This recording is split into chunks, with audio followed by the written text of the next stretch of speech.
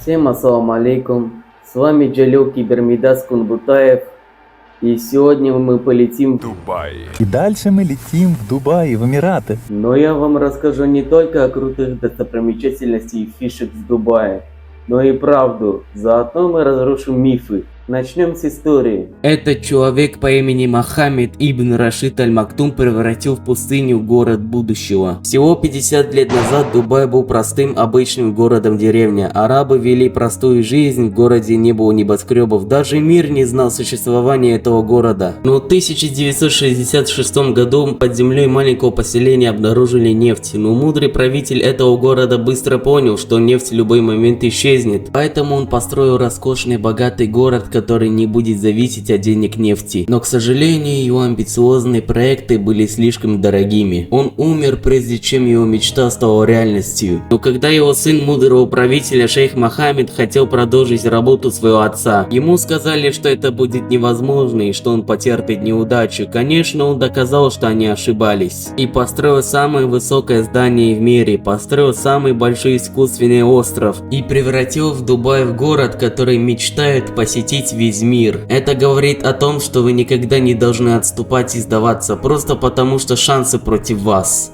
Но этот город Дубай построен рабами, в смысле не как средневековье, в смысле современно. Не знаю, как современно делали рабство, даже бабуля путешественница мне сказала, что этот город Дубай построен рабами, индусы и американцы. Мой папа тоже был в Дубае, но он подтвердит мне об этом. Пап, салам алейкум, как у тебя дела? Все хорошо? Короче, я снимаю и монтирую видео про Дубай. Правда, я снимаю тебя, но не лицо же. Я только твой голос зрителям показываю, и ты мне нужен в качестве свидетеля. Я хочу задать такой вопрос про Дубай, который связан с прошлой историей в 90-х годов.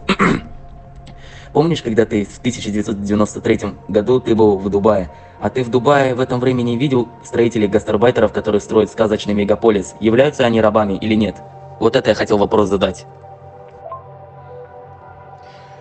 Это было в 95-м году, когда я туда поехал. Там были индусы, они были как рабы, но им платили деньги, ну я думаю, им платили мало, где-то, наверное, долларов 200 или 300. Им давали жилье, но жилье как там, комната маленькая, и она битком набитая людьми. Возили их на работу на грузовых машинах, как у нас барана возят, вот так их возили на работу. Вот, гастарбайтеры это были индусы там. А бабуля сказала, что там и американцы работают.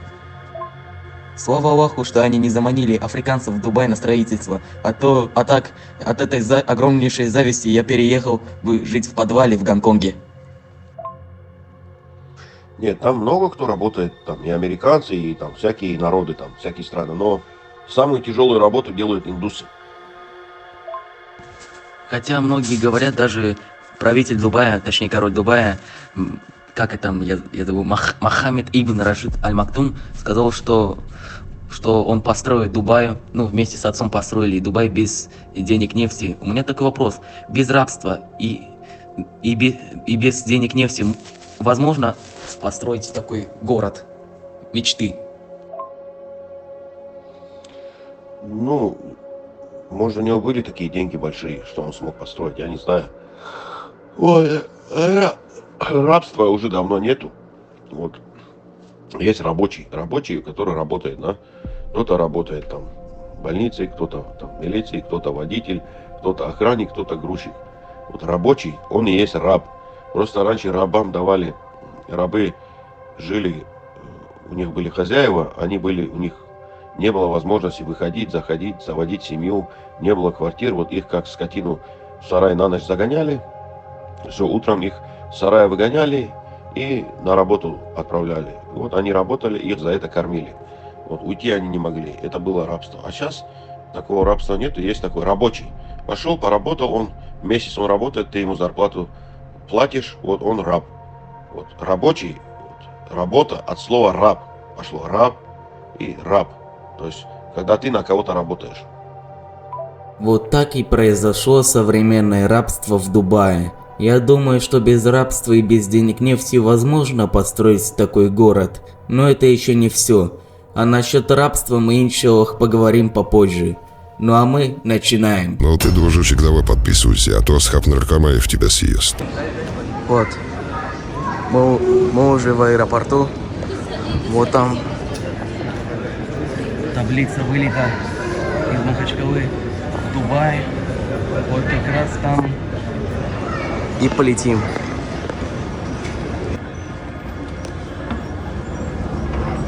Поднимаюсь на эскалаторе.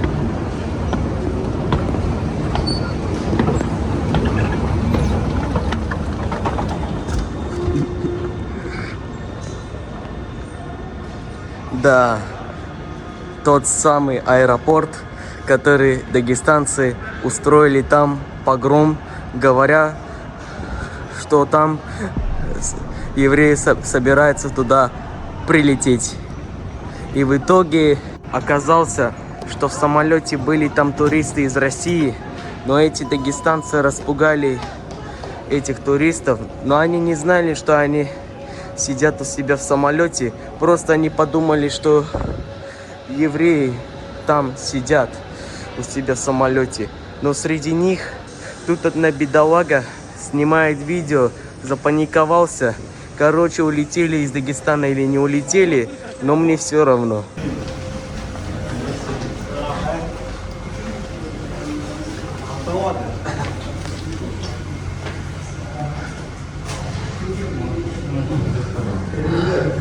Чуть-чуть видно, что там самолет. Целая очередь. Вот. Где-то все дела.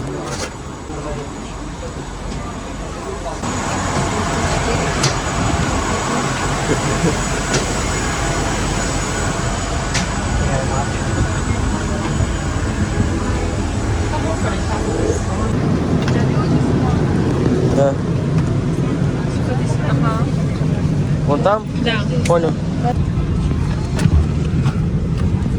Ах, слава Аллаху, что такой экран есть. Могу посмотреть фильмы, сериалы, YouTube, все дела. Сам самолет стоит. В чужих экранах игры не играю. Наш рейс.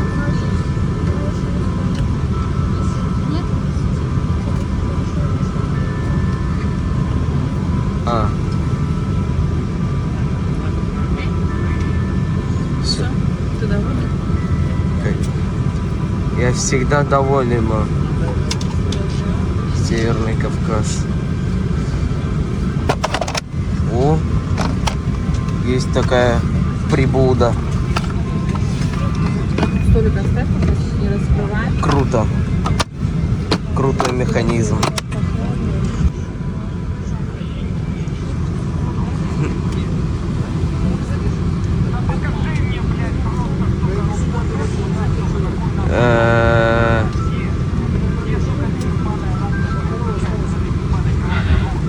Звука нету.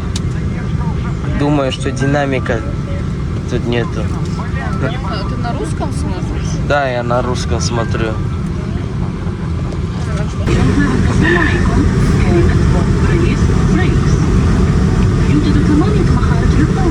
Арабский инструктивный мультик показывает.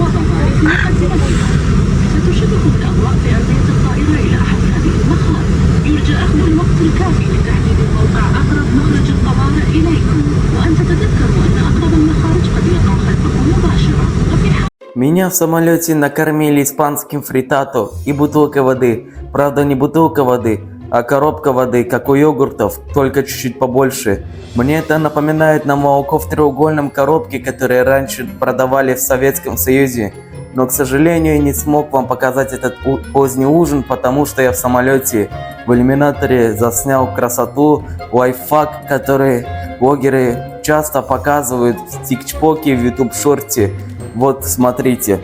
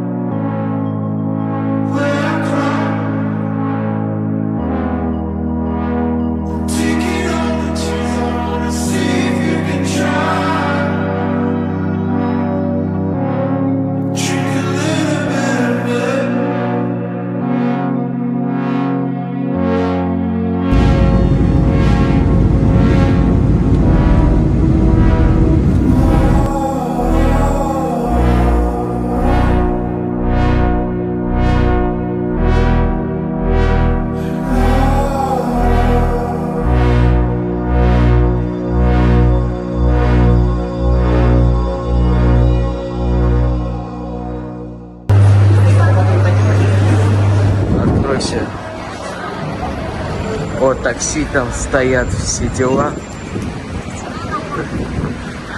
Вот. Выход. Здесь Сонаты стоят, Камри.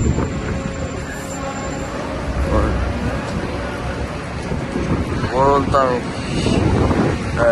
Hyundai Staria, там не видно. Вот эта тачка стоит белая, Hyundai Staria. Вот сам флаг Арабских Эмиратов. Флаг Арабского Эмирата.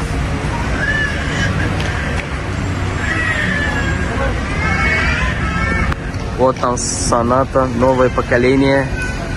Честно, мне оно нравится.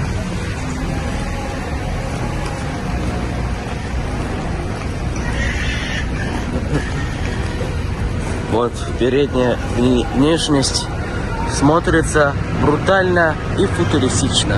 Машина будущего, грубо говоря. Или простыми словами.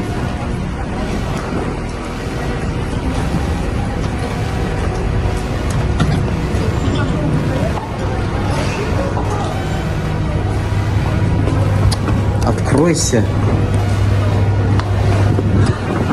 Ишак. Туку.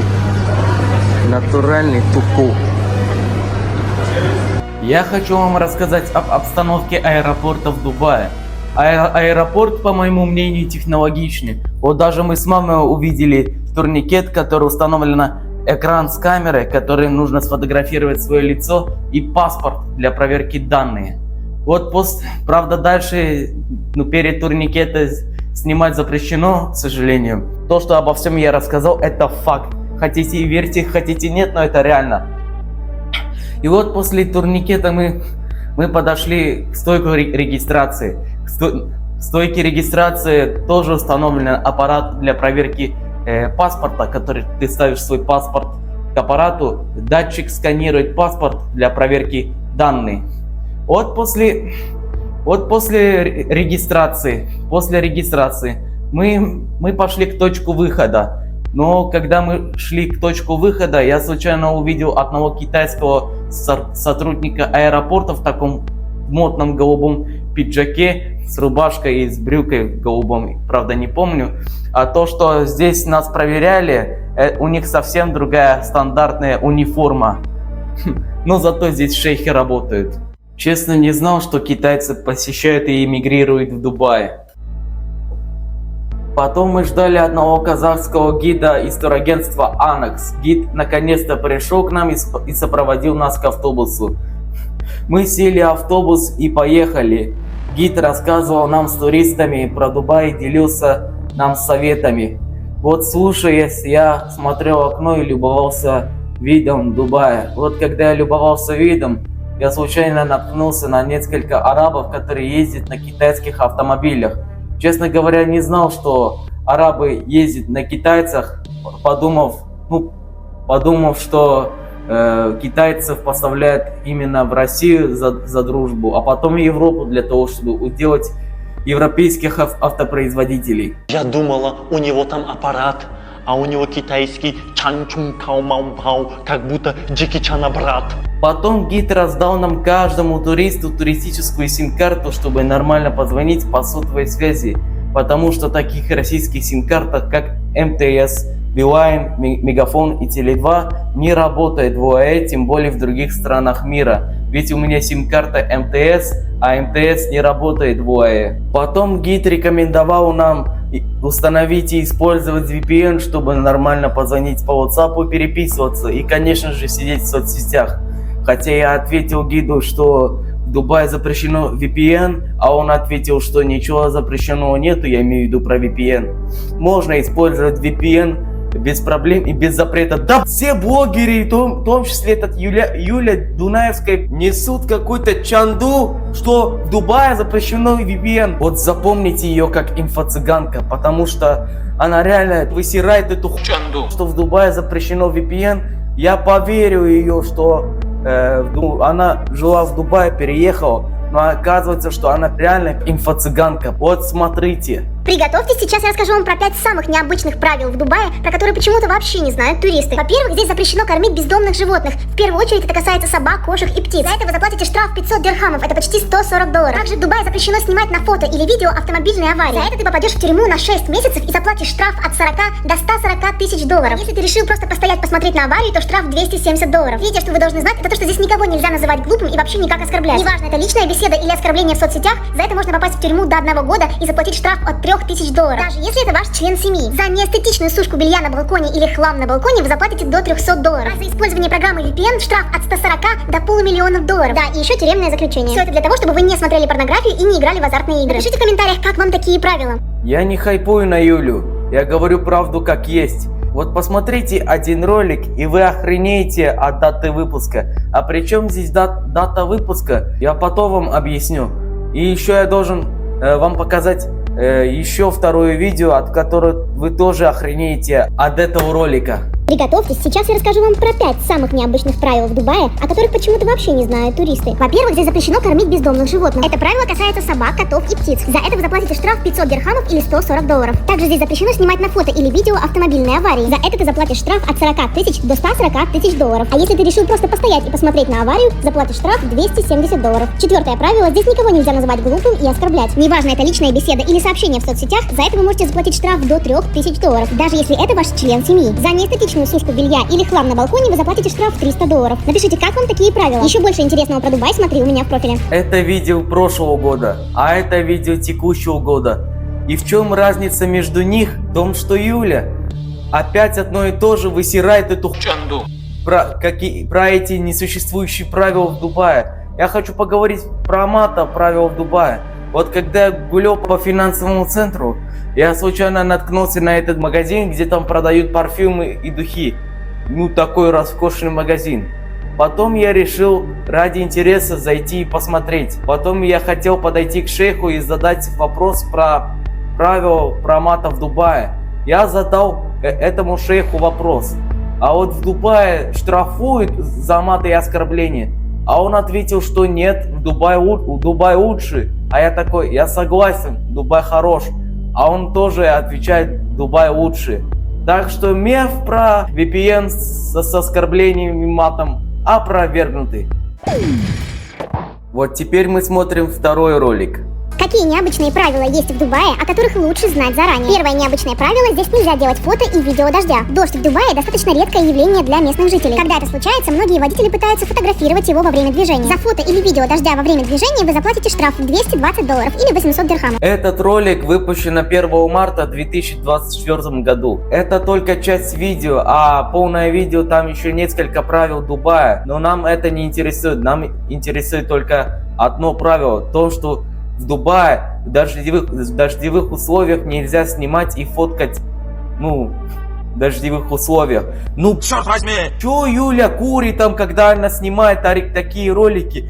И еще бы она сказала бы на видео, что в Дубае нельзя носить папаху. Папаха, ты моя папаха, волшебная папаха.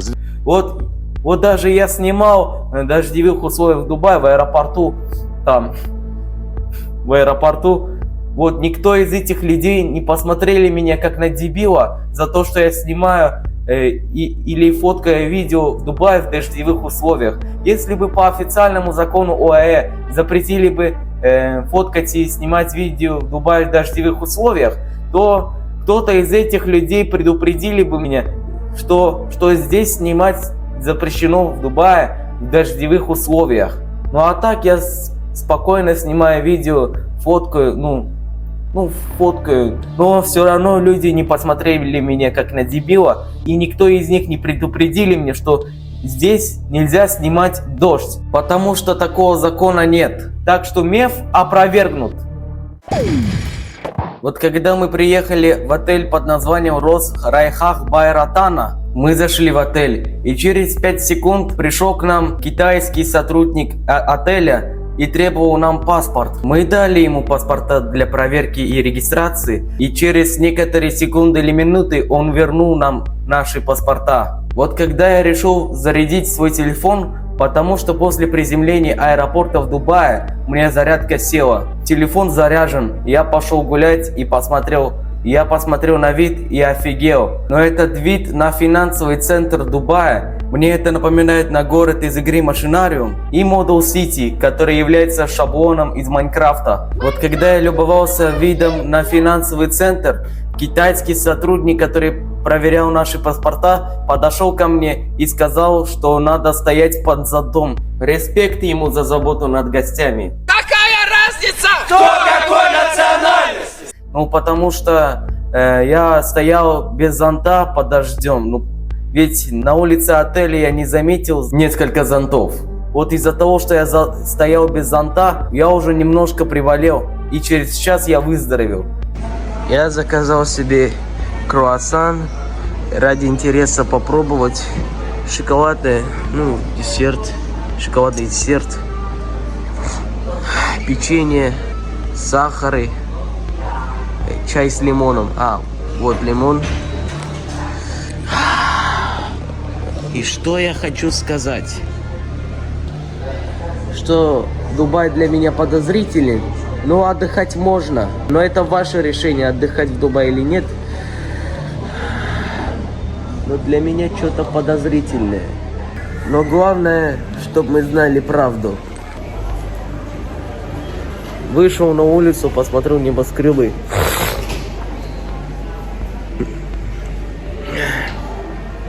Никогда в жизни живой не видел небоскребы. Они красивые, эти небоскребы. Вот, я сейчас нахожусь очень, нехилом отельчике, но и щедром. Видимо, арабы всегда любят угодить нам что-то щедрое. Но эта локация, мне она нравится. Я в окошке посмотрю там. Вот.